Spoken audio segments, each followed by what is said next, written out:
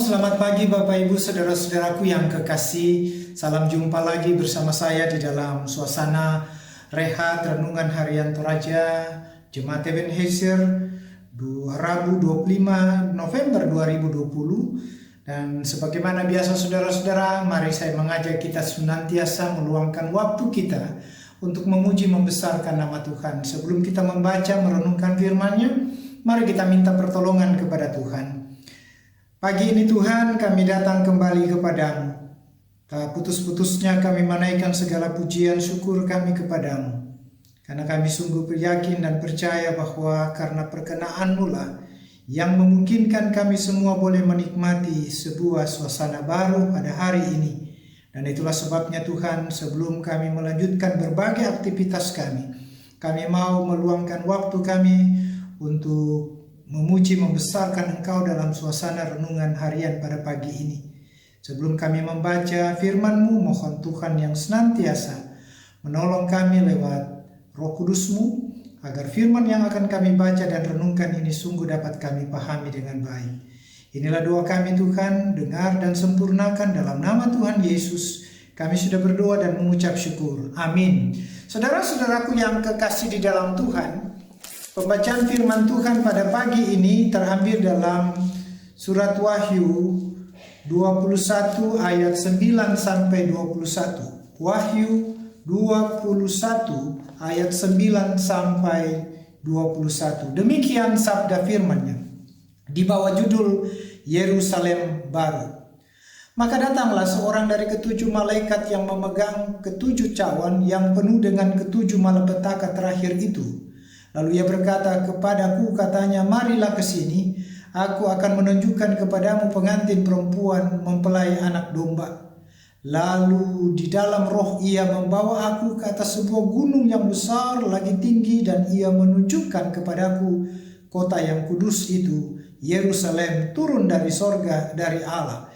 Kota itu penuh dengan kemuliaan Allah dan cahayanya sama seperti permata yang paling indah, bagaikan permata yaspis jernih seperti kristal. Dan temboknya besar lagi tinggi dan pintu gerbangnya 12 buah. Dan di atas pintu-pintu gerbang itu ada 12 malaikat, dan di atasnya tertulis nama ke-12 suku Israel.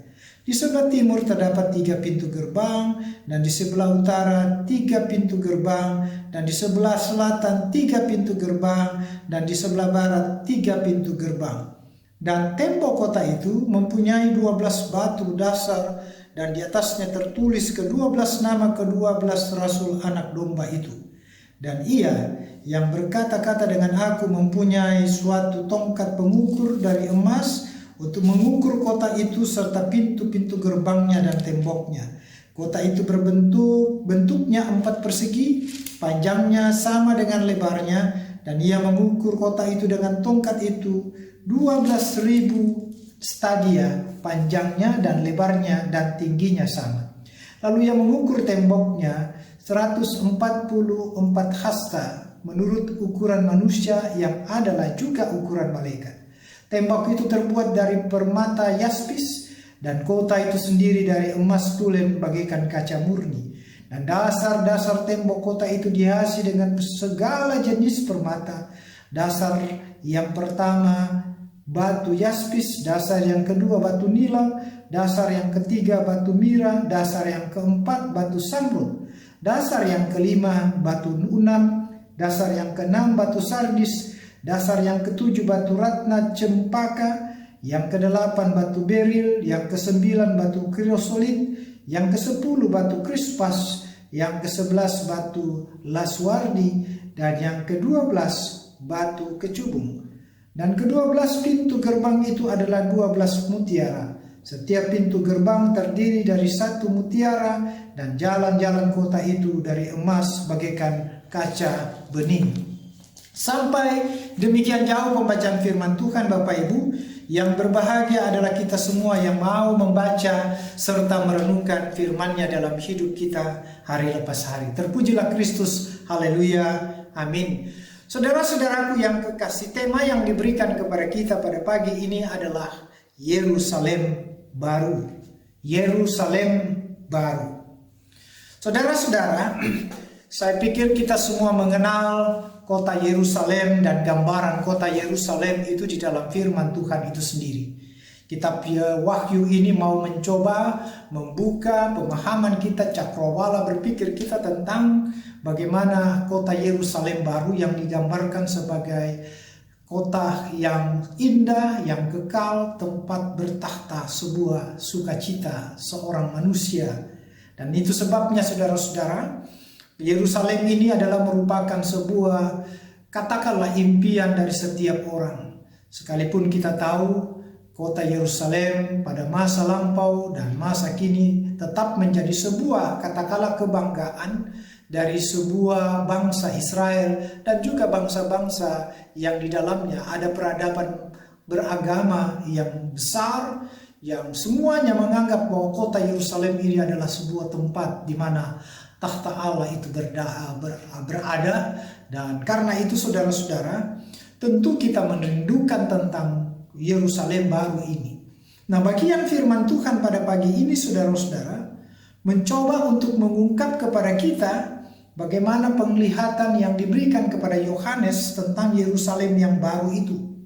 Apa yang kita tahu saudara-saudara, bahwa Yohanes dibawa oleh ketujuh malaikat untuk menunjukkan kepadanya tentang pengantin wanita atau perempuan yang tidak lain saudara-saudara akan bersanding bersama dengan mempelai laki-laki yang tidak lain itu adalah anak domba Allah itu sendiri.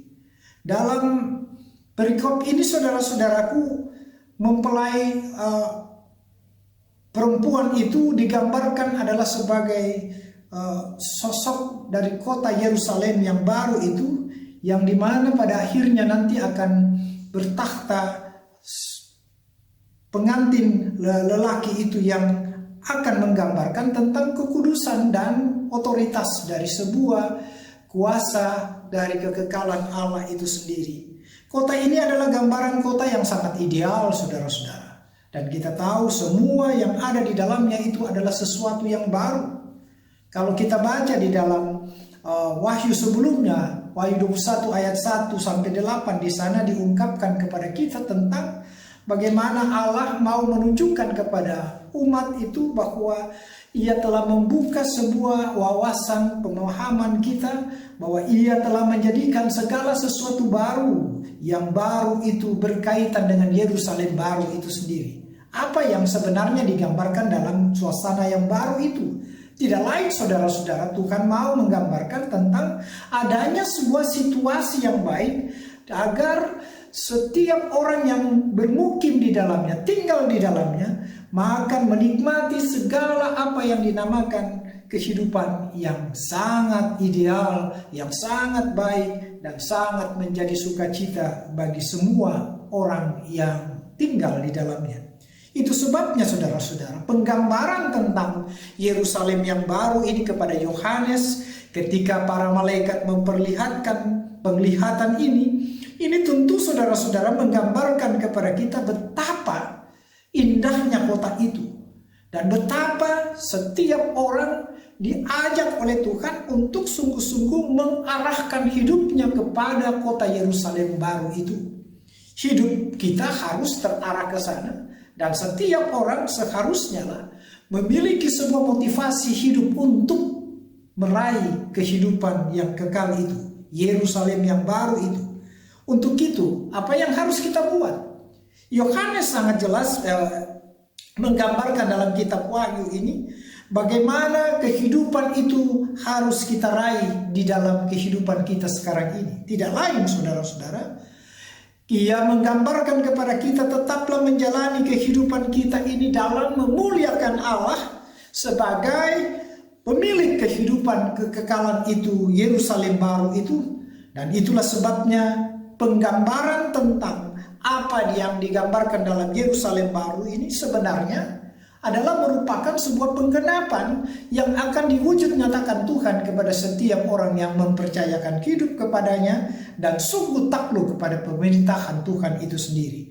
Tugas kita hanya satu: bagaimana kita memproses hidup kita ini agar terus kita membaharui diri kita, agar kita terus membersihkan seluruh hidup ini tanpa lagi menjadi sebuah kehidupan yang tidak berkenan kepada Tuhan. Karena itulah saudara-saudara, tidaklah mengherankan kalau firman Tuhan ini mau mengajak saudara dan saya, biarlah hidup kita ini senantiasa berkenan kepada Tuhan. Dan apa yang harus kita buat tidak lain, saudara-saudaraku, kita diajak bahwa tujuan pembaharuan itu agar saudara dan saya senantiasa mau hidup di dalam kemuliaan Allah dan sungguh-sungguh menghadirkan damai sejahtera di dalam kehidupanmu saat ini sampai Tuhan menjemput kita semua. Mudah-mudahan saudara-saudara, kita semua dapat mewujudkan sebuah harapan Tuhan di dalam hidup ini, agar kita dapat menjadi sebuah kehidupan yang di dalamnya Yerusalem baru itu menjadi milik kita.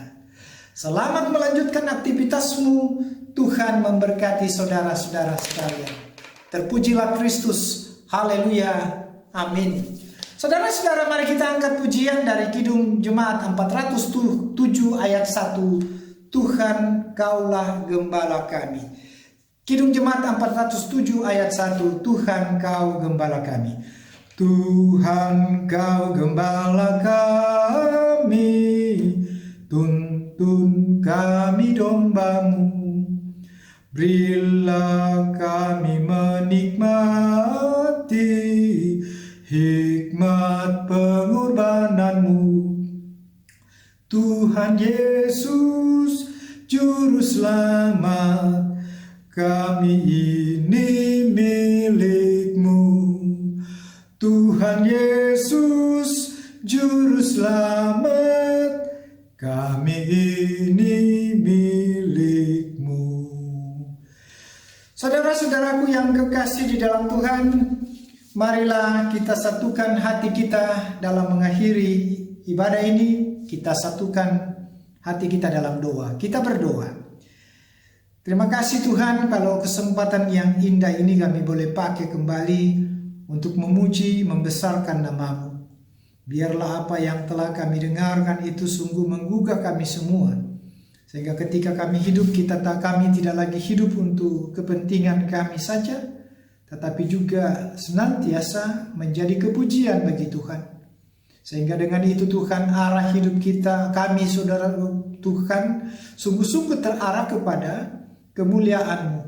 Dan biarlah kami semua tetap diberkati oleh Tuhan. Kami memiliki sebuah jati diri yang benar, dan sungguh-sungguh di dalamnya kami memuliakan Tuhan. Kami tahu Tuhan, Yerusalem baru itu adalah merupakan sebuah impian bagi banyak kami.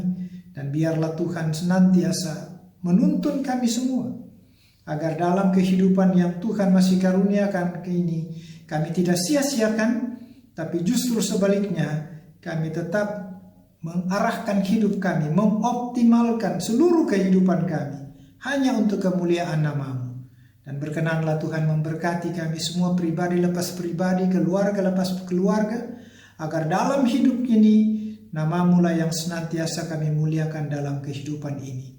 Hamba berdoa bagi semua pelayanan-pelayanan yang akan terus kami kerjakan, Tuhan tetap memberkati. Dan hamba juga berdoa senantiasa Tuhan menjaga semua jemaat-Mu dalam seluruh keberadaannya. Kalau ada yang sakit Tuhan tolong jamah mereka, dan biarlah berikan pemulihan kepada mereka. Dan biarlah yang berada dalam pergumulan-pergumulan, Engkau juga tetap menguatkan mereka, agar mereka senantiasa yakin bahwa Tuhan tidak pernah meninggalkan kami semua. Terima kasih Tuhan, seluruh keberadaan bangsa dan negara kami juga pertaruhkan ke dalam tangan-Mu. Inilah doa kami, ampuni salah dosa kami. Dalam nama Tuhan Yesus, kami sudah berdoa kepada-Mu. Amin. Demikianlah ibadah kita saudara-saudara. Selamat melanjutkan aktivitasmu. Tuhan memberkati saudara sekalian.